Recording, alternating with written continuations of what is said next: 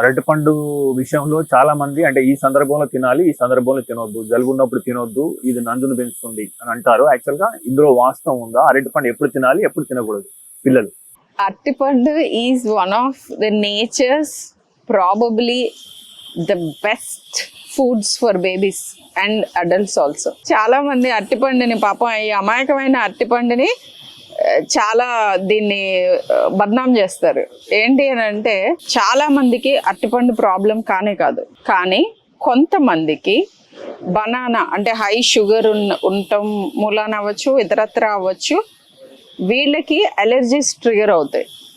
Trigger అయ్యి దగ్గు జలుబు ఎక్కువ అయ్యే అవకాశాలు ఉంటాయి. ఇది కేస్ టు కేస్ అంటాం. అంటే మీరు తిన్న ప్రతిసారి వేరే ప్రాబ్లమ్స్ ఏమీ లేకుండా, అంటే అరటిపండు తిని చల్లగాల్లో ఊరంతా తిరిగి తర్వాత ఇంకేవో చేసి ఇలాంటివన్నీ చేసి పాపం అరటిపండుని బ్లేమ్ చేయకండి. వేరే ఏం ప్రాబ్లం లేకుండా అరటిపండు తిన్న ప్రతిసారి ట్రయల్ అండ్ ఎర్రర్ 2 సార్లు 3 సార్లు మీరు ఒక పర్టికులర్ మార్పు అబ్జర్వ్ చేశారు, దెన్ అరటిపండు అవాయిడ్ చేయాలి. ఇలా ఒక పర్టికులర్ ఫుడ్కి ఒక పర్టికులర్ రెస్పాన్స్ అనేది ఉండదు. ఈ ఫుడ్కి ఈ శరీరానికి మధ్య జరిగే interaction very specific to that body ఉంటుంది.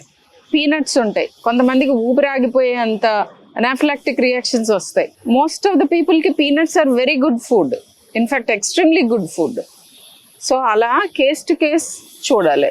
ఏ ఫుడ్ అలర్జీ అయినా, ఫుడ్ అలర్జీ, ఫుడ్ ఇంటాలరెన్సెస్, అవి శ్వాసకోశ సంబంధిత ప్రాబ్లమ్స్గా రావచ్చు, డయేరియా కింద రావచ్చు, లేదా ర్యాషెస్ కింద రావచ్చు. ప్రతిసారి ఒక ఫుడ్ తిన్నప్పుడు ఈ మూడిట్లో ఏదైనా జరుగుతూ ఉంటే అప్పుడు ఆ ఫుడ్ని అవాయిడ్ చేయాలి. మీరు తీసుకునే అదే మందులు, అదే నాణ్యమైన మందులు మెడ్ ప్లస్ బ్రాండ్స్ పై సగం ధరకే.